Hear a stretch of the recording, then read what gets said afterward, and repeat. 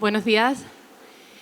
Si les parece bien, vamos a empezar, a pesar de que aún faltan ponentes. Jorge Corrales, el director general de CEDRO, que se incorporará a la mayor brevedad. Pero para no perder tiempo, vamos a dar comienzo a esta mesa organizada por la Asociación Colegial de Escritores, titulada La inteligencia artificial, los derechos de los escritores y traductores y su protección en Europa. Bien, somos conscientes de que este es el tema estrella del IBER este año.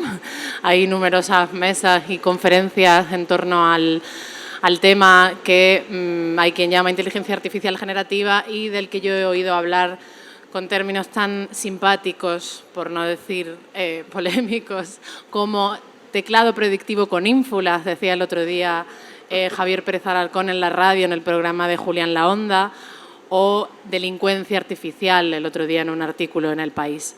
Bien, para esta ocasión contamos con tres participantes de alto nivel, que son Miguel Ángel Serrano, Luisa Echenique y Jorge Corrales, que, como decíamos, se incorporará en unos minutos. Empezó por presentar a Luisa. Luisa Echenique es escritora, nació en San Sebastián y es directora de numerosas iniciativas que tienen que ver con la literatura, como el Espacio Cultural Canal Europa, el Festival Literario Un Mundo de Escritoras, y también dirige un taller de escritura creativa.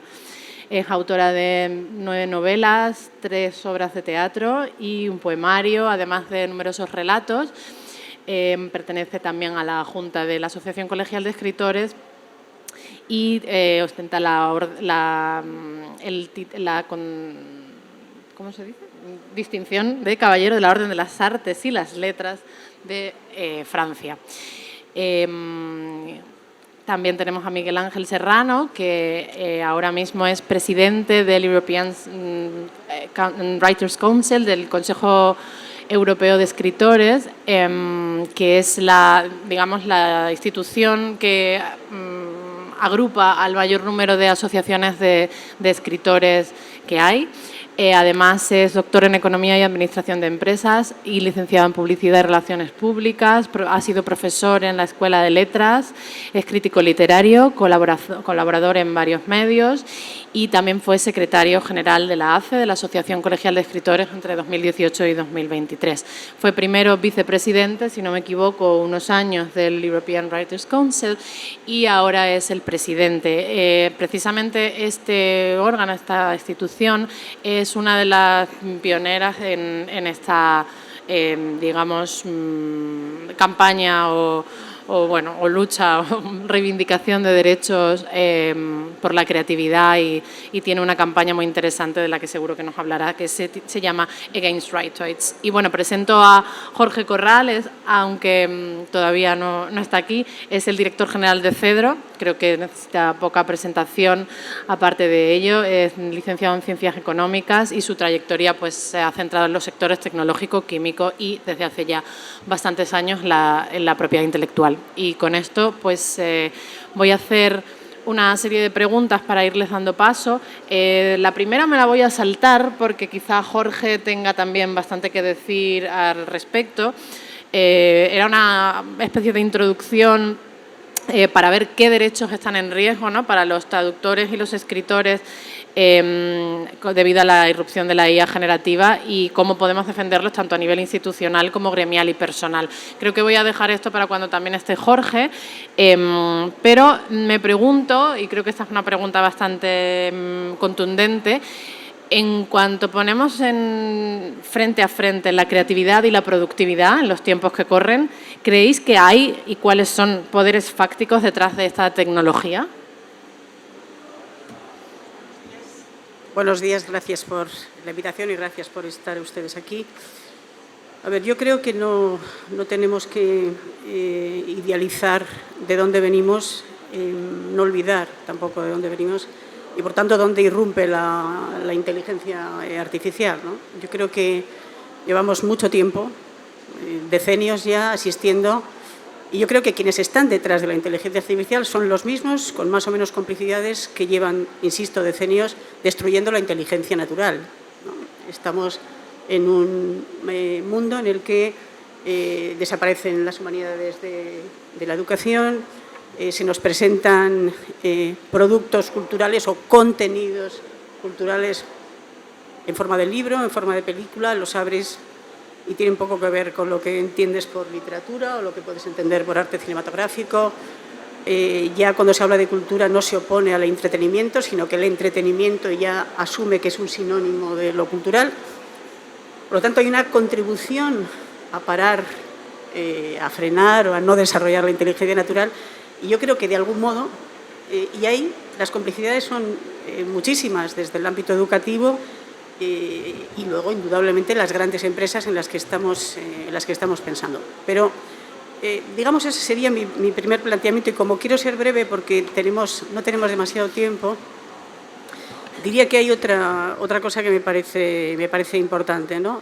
Frente a las grandes empresas en las que todos pensamos, las GAFA, etcétera, yo creo que la lucha contra la usurpación y la reutilización de los contenidos de autoras y autores va a ser más fácil de controlar. Yo no creo que haya que disociar el impacto de esa apropiación de los contenidos por parte de la inteligencia artificial de la autoedición. Creo que son dos mundos que están totalmente unidos y que van a estarlo más en el futuro. Ya lo estamos viendo. Quienes están colgando contenidos, incluso vendiendo contenidos en red usurpados de otros textos, no son grandes empresas editoriales, faltaría más, que tienen toda una serie de frenos también éticos, ni siquiera esas grandes empresas. Son personas individuales o colectivos más o menos individualizados que lo hacen y después los cuelgan en plataformas cada vez más poderosas de autoedición. Yo creo que es ahí donde tenemos que trabajar de una manera particular. Sabemos que ahora mismo Amazon ha creado la biblioteca de autoedición o está fomentando esa biblioteca de autoedición.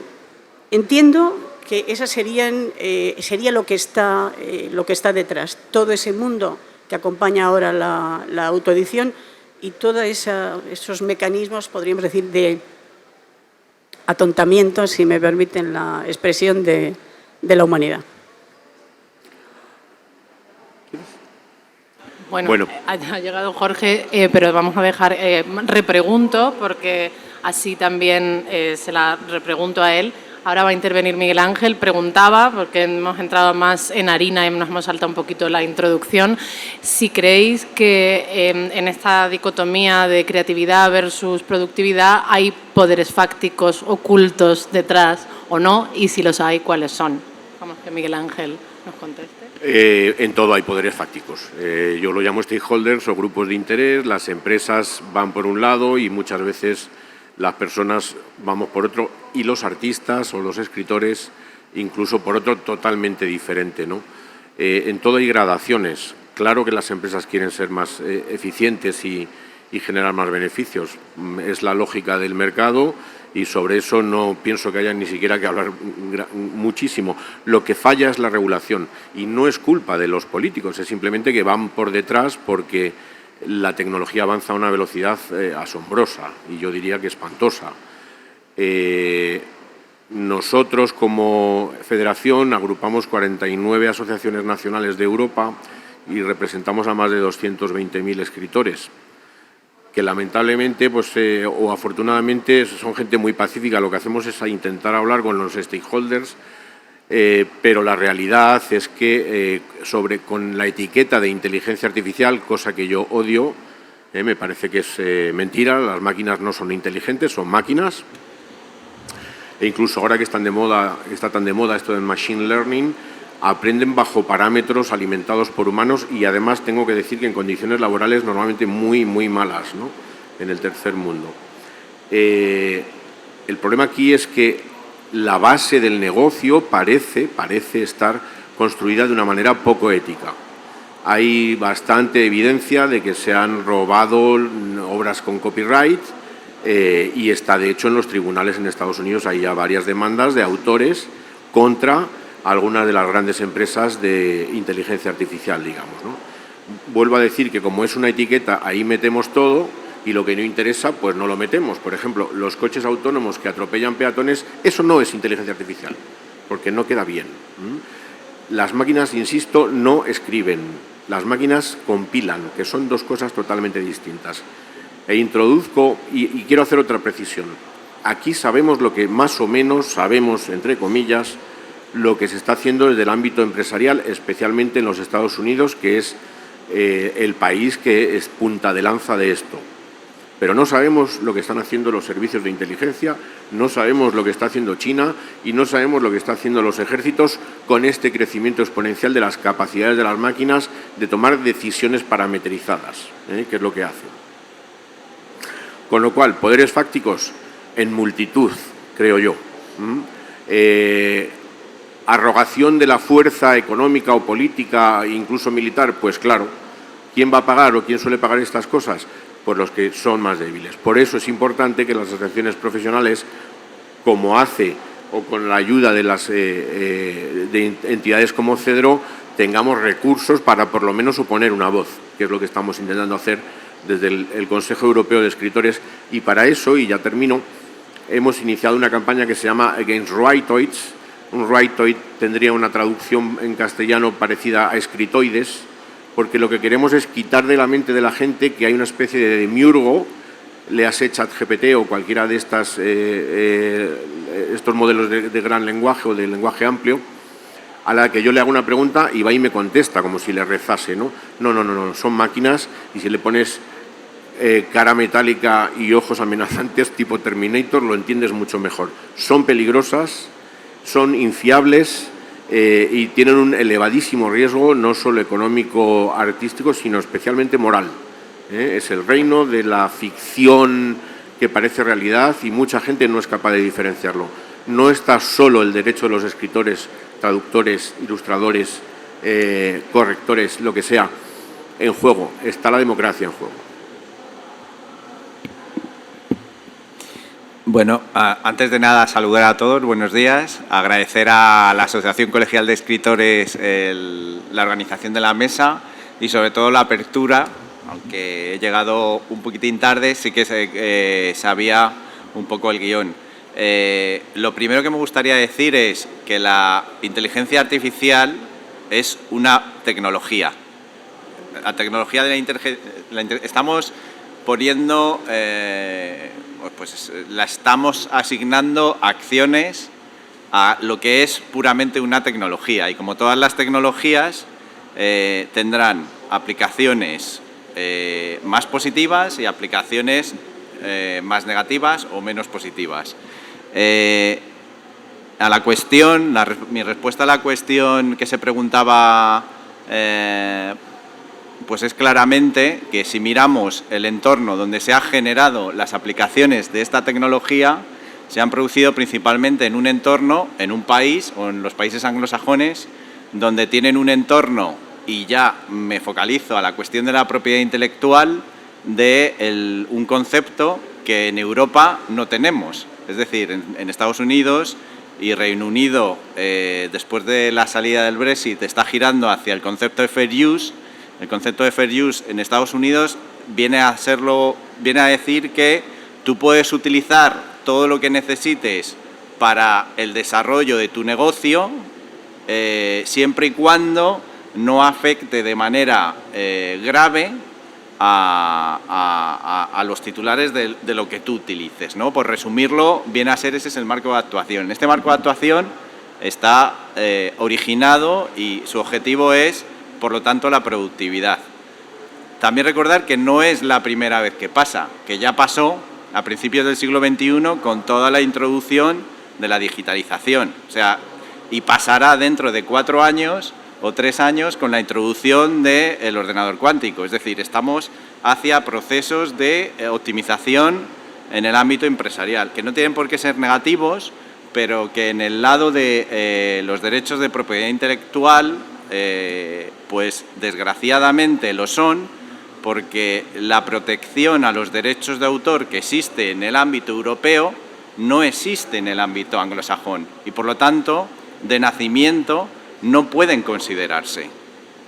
El problema es cuando toda esta tecnología o todas estas aplicaciones llegan como modelo de negocio, que ya es la segunda parte, que es lo que estamos empezando a sufrir con los motores de IA generativa que se incorporan, por ejemplo, a los buscadores, ahí ya toda esa incorporación de esa tecnología bajo el formato de un modelo de negocio tiene impacto en nuestras normas sociales de convivencia dentro de la Unión Europea.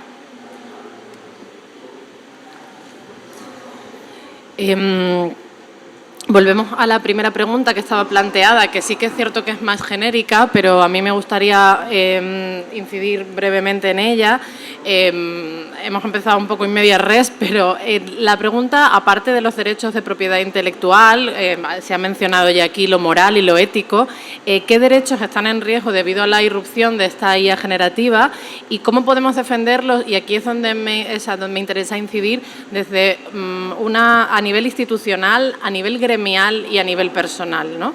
Y la enlazo un poco porque como a lo mejor no tenemos tiempo tampoco de entrar en todas las preguntas con tanto detenimiento como querríamos, con esa incisión, al incidir a nivel institucional, que sabemos que se están haciendo cosas a nivel gremial, que también la hacemos, y a nivel personal, me lleva a preguntarme cómo podemos colaborar entre los distintos sectores afectados por esta tecnología, por este conflicto, para hacer un frente común y que no se diluyan los esfuerzos, porque a veces me da la sensación de que tenemos tan atomizados los distintos gremios que cada sector lucha un poco en una dirección y, digamos, un poco nos podemos incluso acabar tirando piedras a nuestro propio tejado. Por ejemplo, yo como traductora, los traductores llevamos mucho tiempo lidiando con la traducción automática, que no era exactamente IA generativa, pero sí que se nos ha impuesto y ha precarizado nuestras tarifas y nuestra situación. Entonces, me pregunto un poco, o sea, ¿dónde están los niveles de lucha, ¿no?, de esfuerzo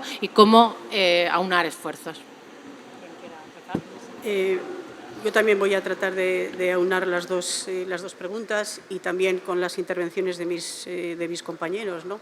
Cuando decía Miguel Ángel hace un momento que, y es también mi reflexión, no está en peligro solamente la propiedad intelectual, sino lo que podríamos llamar democracia, ¿no?, o lo que llamamos democracia. Yo creo que si pensamos en lo que contienen los libros, la ficción, los ensayos, los libros académicos, etcétera, pensamos que está toda la experiencia humana, ¿no? Está la libertad de pensamiento, la libertad de expresarlo, los posicionamientos políticos, éticos, religiosos, etcétera, diríamos la libertad de circulación de las ideas, del debate, etcétera. Es decir, todo aquello que consideramos patrimonio del ser humano y defendible y que defienden las democracias y también las declaraciones fundamentales de derechos, ¿no? Entonces, en ese sentido, a mí me parece que hay que acuñar una nueva terminología, ¿no? Es verdad que hay discrepancias, puede haber discrepancias en términos de qué legislación se aplica en el mundo anglosajón o en el marco de Europa, e incluso en el marco de la Unión Europea, dentro del marco europeo, etcétera. Pero yo creo que a mí me parece importante explorar otras vías, que son vías también de impacto y de debate social. Entonces, yo creo que, yo propondría que empezáramos a hablar junto con los derechos patrimoniales de autor, que los conocemos, los derechos morales de autor, digamos, aquello que está englobado tradicionalmente en la defensa de la propiedad intelectual, lo que yo llamaría derechos humanos de autor. A mí me parece que esa es una vía de reflexión e incluso, quién sabe, si de hipotéticas líneas de apoyo y líneas de defensa, incluso jurídica o institucional, que hasta ahora no se han explorado, porque entiendo que usurpar, por ejemplo, un testimonio o manipular un testimonio que muchas veces atañe a la identidad, etcétera, etcétera, va más allá de lo que podemos considerar una obra, ¿no? Yo creo que atañe, insisto, a la libertad, a la identidad, a los derechos fundamentales de los individuos. Entonces, propondría lo de derechos humanos de autor. Eso por un lado. Y por otro, y termino, en relación con lo que planteaba Elia también de cómo resistir, yo creo que hay que crear una resistencia, ¿no? Yo todo lo que he leído sobre los textos generados por inteligencia artificial, incluso sofisticados investigadores que están digamos, aleccionando esas máquinas para imitar estilos, se ha reescrito a Proust, por ejemplo, etcétera, etcétera. Más o menos todos los investigadores coinciden en lo mismo, que esos textos generados les falta ironía, les falta empatía, les falta, digamos, lo que podríamos decir el toque humano, ¿no? el factor humano. Pero claro, distinguir una novela con factor humano de otra sin factor humano depende de cómo se lea. Y si desmantelamos la capacidad de leer, llegará un momento en que no habrá manera de distinguir entre un lector más o menos convencional, entre una obra generada por un autor y una obra generada por esa inteligencia artificial. Por lo tanto, también es muy importante cómo resistir, pues evidentemente apoyando la calidad en la edición, apoyando la calidad en la crítica, apoyando todo aquello que lleva a la gente a leer con precisión, a leer con detalle, a leer con matiz, ¿no? Toda una serie de redes de resistencia para que lo que entendemos por literatura, tanto en la creación, literatura o digamos, calidad de lo escrito, tanto en la creación como en la recepción, pueda ser no solamente difundido, sino yo diría que discernido y apreciado por los lectores. Por mi parte, de momento, nada más. Sí. Vamos a ver, como decía antes, esto es un baile de stakeholders. Entonces, a veces eres aliado de los traductores, de los ilustradores, de los editores, incluso de los bibliotecarios. Y de repente, en una particular batalla, te das cuenta de que no. Es esta expresión inglesa de friend or foe, no sabes muy bien si a veces tu amigo, en el fondo, es tu enemigo, ¿no? Y eso, contestando a la pregunta que hacía Elia, dificulta en ocasiones un frente común. Y es natural, cada parte de la cadena de valor tiene su específico set de reivindicaciones o de derechos que quiere preservar, ¿no? No obstante, por lo menos a nivel europeo, porque la batalla no es nacional, no se juega en España ni se juega en las comunidades autónomas, ni siquiera se juega solo en Bruselas. Pero es verdad que hay un movimiento usualmente que se llama el efecto Bruselas, que la legislación de la Unión Europea suele impactar en cómo se legisla en otras zonas. Sin embargo, estamos viendo que áreas que no son anglosajonas están adoptando posiciones realmente más favorables a las empresas de inteligencia artificial, es decir, mercado, digamos, libre de uso de todos los contenidos que puedan encontrar en Internet, sean como sean, por la doctrina de fair use. Yo creo que va a haber un movimiento fuerte en los tribunales en Estados Unidos contra esto. Y los jueces de Estados Unidos en ocasiones son muy, muy estrictos, ¿no? O sea, podemos ver alguna sorpresa, esa es mi esperanza. A nivel europeo, nosotros firmamos manifiestos y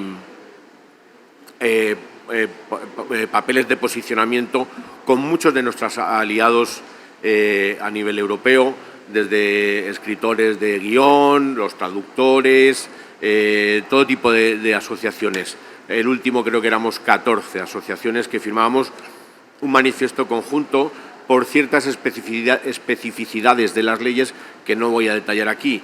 Pero, por ejemplo, para que ustedes se hagan una idea, había una doctrina en la cual, o según la cual, se podía coger los datos de Internet para text and data mining, como usos, digamos, científicos y para alimentar ese conocimiento que, por otra parte, tiene cosas buenas. Tampoco vamos a decir lo que no es. Sin embargo, eso es antes de que existiera el machine learning. Nuestra posición es que no está cubierto por la ley europea, pero es una brecha que hay y que están aprovechando algunas compañías, ¿no?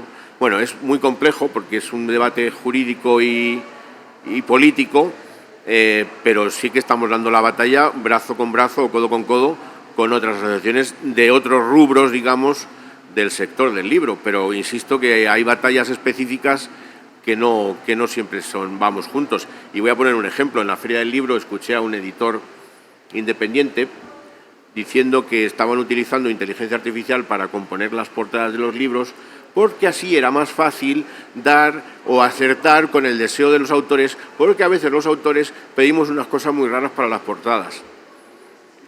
Y yo, que estaba allí entre el público, decía, hombre, mira, si yo ya entiendo que tú quieras ahorrarte dinero, pero hazme el favor de por lo menos tener la gallardía de admitirlo, no le eches la culpa al autor, es que hasta aquí podíamos llegar, ¿no? Entonces, por eso digo, y sin embargo con los editores yo me llevo a partir un piñón porque en muchas batallas tenemos que estar juntos, o sea que bueno, es difícil unirse para todo, pero no lo es para bastantes cosas.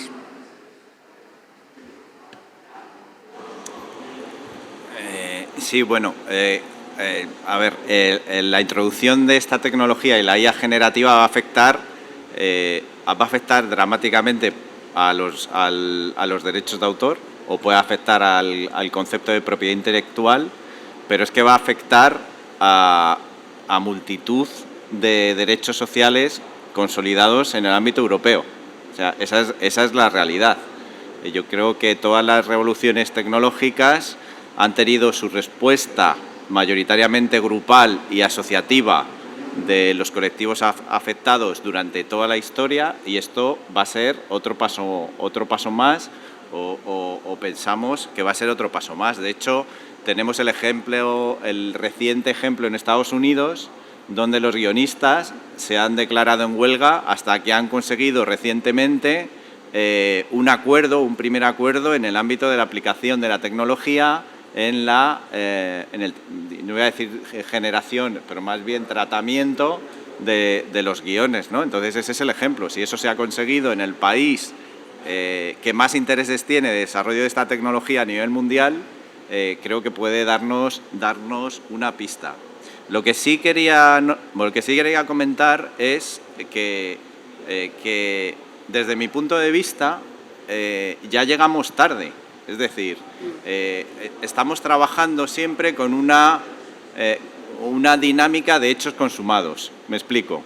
En 2009, 2010 hubo una plataforma que primero digitalizó o intentó digitalizar todos los contenidos editoriales.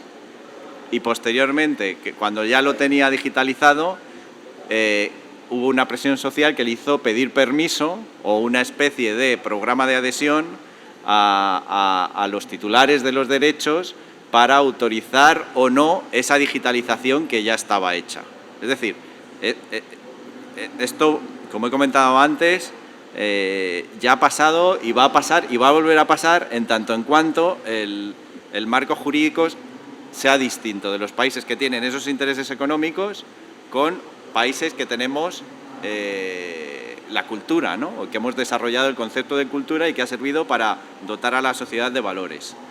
Y decía que llegamos tarde porque para nosotros lo esencial sería desde el minuto 1 que el gobierno, viendo que se viene todo esto encima, haber dotado de recursos suficientes como para facilitar información o para ir informando a la sociedad de qué supone, cuál es el estado del desarrollo, qué áreas, pero de una forma totalmente transparente, porque esa es la única forma de que, como ha pasado con la cuestión del medio ambiente, sabiendo y teniendo toda la sociedad la información, seamos capaces de definir entre todos el camino correcto de lo que queremos conservar y de lo que no queremos conservar, de lo que nos obligan o nos vemos obligados porque estamos en un mundo globalizado a aceptar y no. Y yo creo que eso es relativamente sencillo. Es una web donde esté actualizada toda la información, cómo se van desarrollando, cómo no se va. Yo creo que esto, para que el ciudadano pueda tener y formarse su posición, no de informaciones puntuales, de informaciones que puedan ser más o menos interesadas, sino dotar a la comunidad, a la sociedad, de información veraz en este ámbito, ¿no? Claro, pero perdón que repregunte un poco, pero hay que hacer una labor pedagógica entonces, porque a mí me ocurre que me encuentro con situaciones en las que personas que espero entiendan mis reservas hacia esta tecnología, ¿no? sin enarbolarme, o sea, no sé, sin erigirme en nueva ludita, pero me ocurre que personas, pues, por ejemplo, tengo una amiga que es modista y costurera y ella reivindica el volver a hacer la ropa a mano, acabar con la fast fashion y que la gente tenga una conciencia de lo que cuesta hacer la ropa y por eso pues pague un unos precios más ajustados a la realidad. Esta misma amiga me decía el otro día que si yo conocía algún motor donde se pudiese meter un libro entero para traducirlo porque lo necesitaba entenderlo para no sé qué. Entonces yo le expliqué mi posición de cómo me pides eso a mí. Y me dice, pero eso para ti no es como para mí la máquina de coser, una ayuda, una herramienta. Y yo le decía, no, la línea está en otro sitio. Entonces creo que, claro, y sobre todo cuando hablamos de ámbito legislativo y de derechos de propiedad intelectual, que es algo que los afectados pues entendemos y aún así no todos entendemos del todo. Creo que es importantísima una labor pedagógica que de verdad demuestre los puntos en común entre los distintos sectores y entre la propia población, como bien decías, que puede ver afectados sus derechos sociales, para que la gente entienda realmente qué pisa esto, ¿no? o qué pone en riesgo.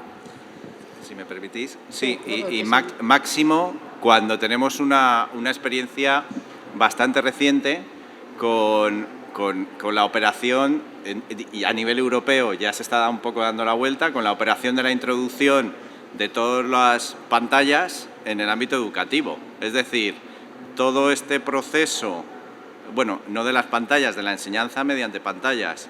Es decir, se produce una disociación entre la introducción de una nueva tecnología y sus desarrollos y sus aplicaciones y los efectos que esa introducción, la introducción de esa tecnología produce en la sociedad. Lo habéis comentado vosotros con la reducción de la capacidad de concentración, las lecturas se tienen que hacer más cortas, se tienen que hacer a tipo de tweet. Bueno, pues todo eso viene por una gestión a través de un instrumento, de una herramienta que se hizo en el pasado. Es decir, ya somos conscientes de que toda esta tecnología o toda esta aplicación en modelos de negocio de la tecnología no ha sido neutra. Entonces, aprendamos de eso para dar toda la información, para avanzar en la investigación de qué es lo más conveniente en todos los sectores y poder tomar una decisión en conjunto. Porque lo que está claro es que si hay un colectivo o varios colectivos que van a sufrir de alguna forma las aplicaciones de esta nueva tecnología, el Estado se tendrá que hacer cargo a la larga de todos esos colectivos que o dejan de obtener ingresos o dejan de poder desarrollar su actividad o por ejemplo, todos los problemas de los chavales en la educación tienen falta de concentración, tienen problemas de salud mental. Al final estamos trasladando toda esa carga al sector público, un sector público que desgraciadamente tendrá unos recursos limitados. Entonces, seamos conscientes de cómo se mueve la balanza, cómo se va a mover para poder decidir, no, porque si no, como decía Miguel Ángel, lo que estamos poniendo en riesgo, a lo mejor ahora no, pero dentro de 10 años sí, es nuestro propio sistema de valores, ¿no? Claro, Jorge, pero yo creo que ahí, efectivamente, ¿no? Estamos hablando de todos esos profesionales que se van a poder ir quedando verdaderamente al margen y cómo el Estado o determinadas instancias pueden de algún modo equilibrar su medio de vida, ¿no? Yo creo que la cuestión es mucho más grave. ¿Qué pasa cuando desaparece la cultura? También. Entonces, y yo creo que hablaba antes Elia de personas con una sensibilidad para determinados ámbitos que tienen una absoluta insensibilidad con lo que a cultura se refiere. Tú hablabas de que ya hemos llegado tarde, pero es que llegamos tarde desde hace muchísimo tiempo en otras cosas. La idea de la gratuidad. En muchísimos sitios, por una conferencia, la gente va y paga. En España, los centros culturales, las conferencias, son gratuitos. Hay un acostumbramiento a que la cultura tiene que ser gratuita. La idea original era buena, es decir, el Estado favorece el acceso de la población, de la sociedad a la cultura. En realidad se ha convertido en una especie de desvalorización de lo cultural, ¿no? O mejor, de la cultura. Entonces, en ese sentido, yo creo, y estoy de acuerdo con Elia, lo que falta es una reprogramación del sentido de la cultura en nuestra sociedad. ¿Qué es el pirataje? Bueno, no es el poder, es el poder y el querer, que es ahora la apropiación de contenidos por parte de la inteligencia, es el poder y el querer.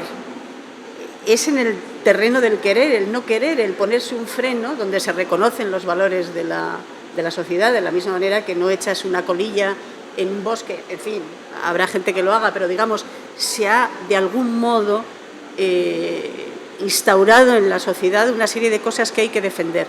Y diría que la brecha generacional es ahí más grave, porque sí es verdad que se ha producido una especie de adopción por parte de las generaciones jóvenes de determinados temas, sensibilidad con respecto al medio ambiente, etcétera, etcétera, ¿no? Una preocupación por temáticas sociales, pero en cambio la cuestión de cultura no está ahí, y ellos van a ser los lectores, los espectadores, los juristas del futuro.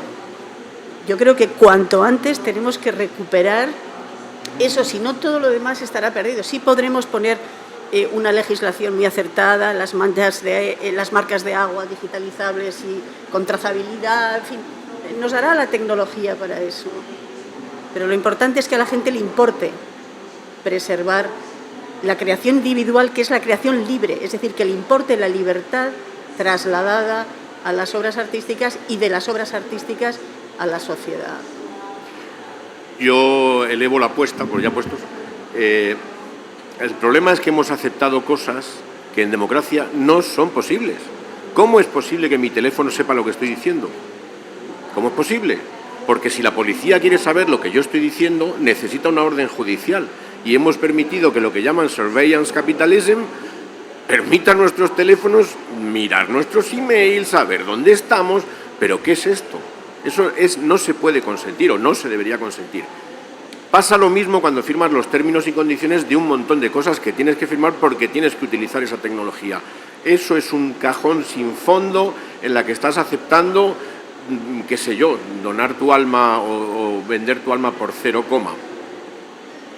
Por lo tanto, el problema no es ni siquiera de formación de la ciudadanía, que también a la ciudadanía, seamos honestos, le importa bien poco que a los escritores, de hecho les gusta que pasemos frío. ¡Ay, la bohemia! Claro, tienes un don. No tengo un don, no, tengo un trabajo muy duro, amigo, y no tengo por qué regalarte los frutos de mi trabajo.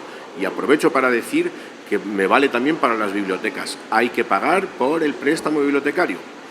Dicho esto, el problema aquí no es que se pierda la capacidad de los humanos para escribir novelas, poemas o lo que sea. Es que perdemos los trabajos auxiliares, que los escritores no vivimos de nuestras obras.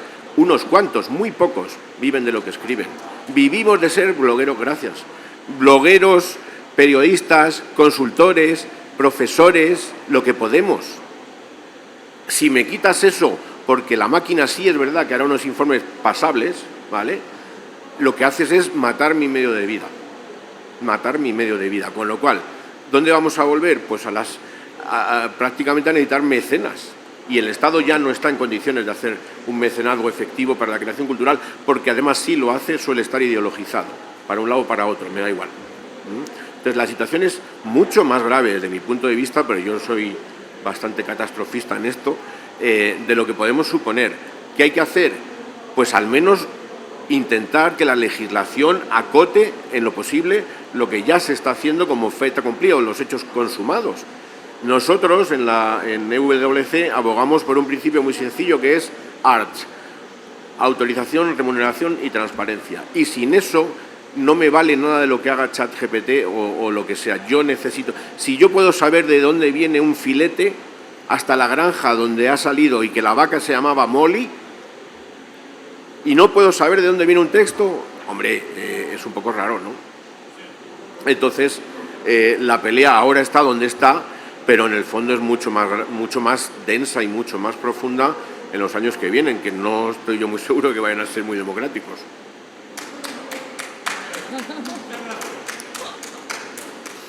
Que conste que no es familia mía ni nada, ¿eh?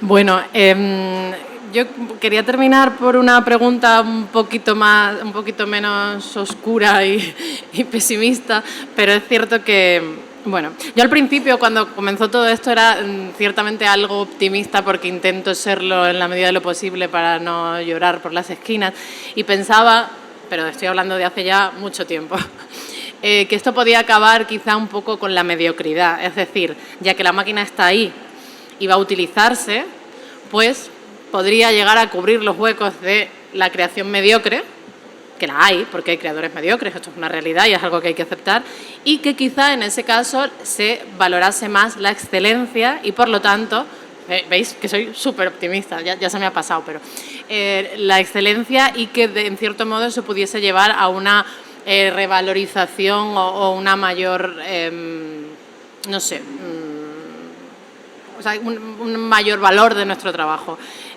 Como digo, esto ya ha quedado en el olvido, pero imagino que si la máquina está aquí y el teclado con ínfulas, como decía Javier Pérez Alarcón, se va a utilizar, tendríamos que pensar en esa legislación o en esas propuestas legislativas de para qué sí se va a poder usar la máquina, aparte del cómo, para qué tipo de tareas, ¿no? Al final la tecnología viene a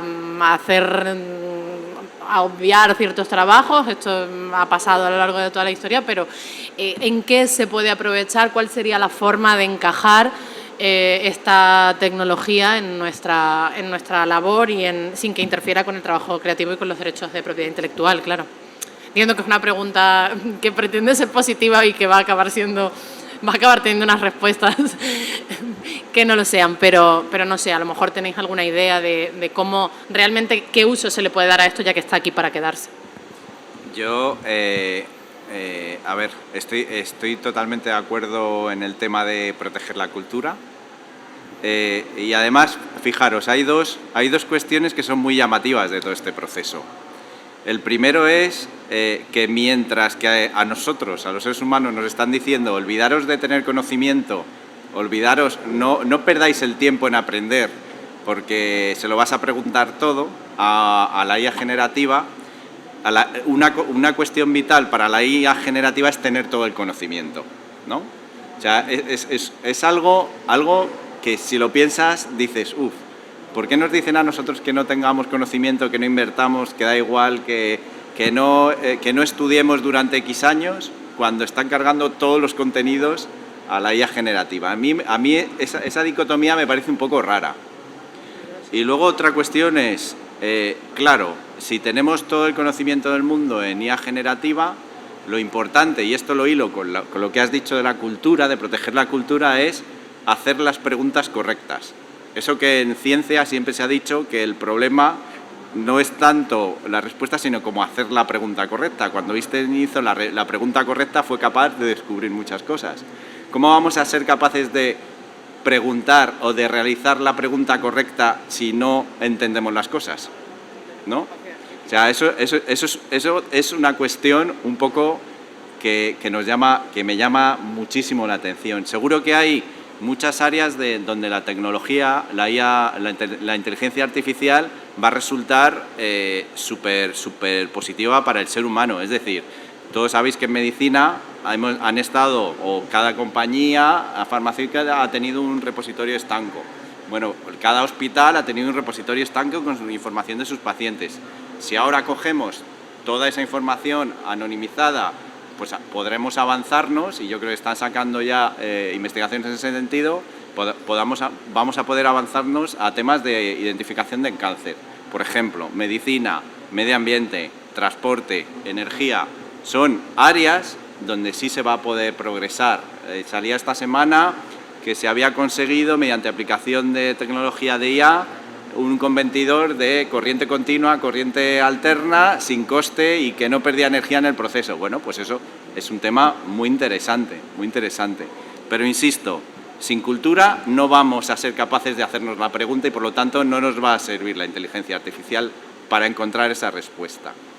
Y terminar con el optimismo de que, bueno, nosotros como el ser humano ha pasado muchas épocas de crisis, y siempre hemos tenido una capacidad de dar ese paso más, ¿no? Con eso que nos ha diferenciado, esa capacidad de resiliencia y poder seguir adelante, ¿no? Entonces tendremos que coordinarnos entre todos los interesados, definir máximas de acuerdo y luchar con ellas, como han hecho los guionistas en Estados Unidos. Pero bueno, yo creo que salida siempre, si se pelea, se va a encontrar. Yo diría que hay tres aspectos, ¿no? Yo creo que las alarmas están sonando en muchos sitios. Me parece iniciativas como la de Suecia, por ejemplo, de retirar las pantallas del sistema educativo y volver a los libros de texto. Es una manera de que comprenden que hay algo que se está perdiendo, no solamente en el conocimiento que se tiene, sino, digamos, de la mecánica de adquirirlo y la curiosidad de adquirirlo. Por lo tanto, yo creo que esas alarmas están saltando y se puede ir por ahí para devolver a las generaciones más jóvenes esa especie de apetito por esa libertad de orientarse de manera individual por el conocimiento y, por lo tanto, por la libertad, ¿no?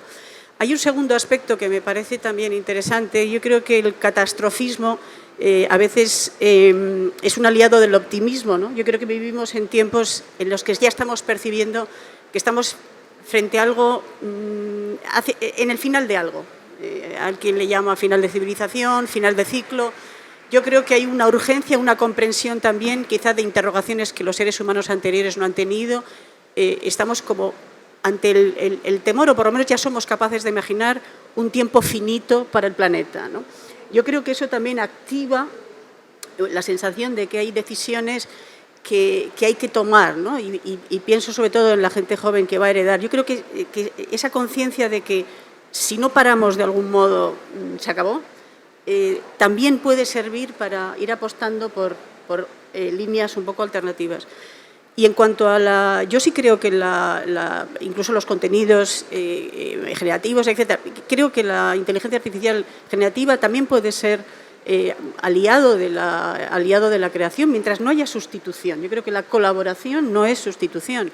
Los autores siempre nos hemos ayudado de otras inteligencias, vienen otros textos, hemos sacudido diccionarios, después cuando podíamos navegar en los buscadores, hemos buscado para precisamente entrar en contacto con otro conocimiento, pero eso no es para nutrir el nuestro, documentarnos, etcétera, ¿no? Y para eso leemos también, para entrar en una red de intercambio de conocimientos, de ideas, de experiencias, etcétera. Lo importante es eso, ¿no? Que colaborar no es sustituir, y yo creo que puede ser un instrumento de colaboración pues muy importante, formidable, ¿no? Y en el mejor de los mundos, algo que puede ahorrar, podríamos decir, tiempo en lo superfluo y dejar todo el tiempo para la calidad de la creación. Bueno, pues yo voy a cerrar con un par de consideraciones. ¿Cuántos de vosotros o de ustedes saben multiplicar 217 por 73 ahora? No, ¿verdad? Tiramos de calculadora de aquí y ya está. Esto es lo que va a pasar. No hace falta aprender a escribir, no hace falta aprender a razonar, ya me lo va a hacer la máquina por mí, y cuando tenga que votar, ya me va a decir la máquina lo que tengo que votar. Y cuando tenga que tomar una decisión vital en la que requiere un pensamiento crítico acerado y potente y tengo que saber identificar mis propias falacias y las falacias de los demás, ¿a quién le voy a preguntar? Porque yo no voy a ser capaz de hacerlo. No yo, mis hijos, que gracias a Dios no tengo, visto cómo está el patio. Yo les invito a que visiten againstrightoids.org, porque ahí está todo el esfuerzo de nuestra federación y tendrán ahí mucha información de qué es la realidad detrás de todo este movimiento. Y termino con un par de cositas. Cuando yo pedí el voto a los asociados de la federación, tenía un discurso bien compuesto de vamos a tal, es momento de vigilancia, es momento de tal, sí. Al final lo que les dije es muy sencillo, me ha tocado ser John Connor. Si recuerdan Terminator, ¿vienen a por nosotros? Sí, vienen a por nosotros, no los robots, sino unas empresas que de momento parece que el sustrato de comienzo de este negocio no parece estar del todo claro. Y hasta que eso no se clarifique, y lamento discrepar contigo, Luisa, utilizar mucho esto, nosotros los escritores, este tipo de inteligencia artificial generativa, pues igual estamos trabajando sobre los huesos de otros escritores a los que les han succionado su propiedad intelectual. Y por último, la pregunta del millón. ¿Y de qué vamos a llenar los museos? ¿El siguiente museo que hagamos de arte moderno? ¿Alguien va a estudiar Bellas Artes? ¿Alguien va a estudiar traducción? ¿Alguien va a ir 4 o 5 años a machacarse la mente para escribir una novela que probablemente no tiene ningún recorrido? Yo recuerdo cuando todo esto empezaba que decía, no, los robots nos ayudarán a trabajar en el trabajo físico y así nos podremos dedicar a las artes. ¡Qué maravilla! No, nos han quitado las artes y nos va a quedar el trabajo físico.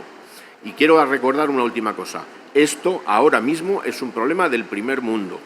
Esto no va sino a profundizar en la brecha entre el mundo desarrollado y el que no lo está tanto. Entonces, es un cambio, lo que yo llamo, es como el cambio climático. Bien, lo decía antes muy bien Jorge, al final nos falta visión global. Yo lo llamo más bien calimático. La calima es ese polvo en suspensión sahariano que no nos deja ver nada. Ahí estamos, es un cambio climático. Yo no soy capaz de decir lo que va a pasar. Soy solamente capaz de decir que seguimos dando la cara. Gracias. Gracias. Bueno, lamentándolo mucho, como hemos empezado con cierto retraso por ser la primera mesa de la mañana, no vamos a poder tener tiempo para preguntas porque no queremos retrasar demasiado las mesas siguientes, pero podemos charlar fuera y podemos comentar lo que queráis. Yo me quedo con la idea de la necesidad de una unión, de una defensa común y de la defensa de la cultura, del pensamiento crítico y de la necesidad de que todo esto al final necesitamos tener la capacidad de poder hacer esas preguntas y para eso debemos cultivar ese pensamiento interno y esa inteligencia natural que es lo que nos queda. Y con esto, siempre en lucha. Muchísimas gracias por vuestra atención, muchísimas gracias a Jorge, a Miguel Ángel y a Luisa y esperamos seguiros viendo por aquí.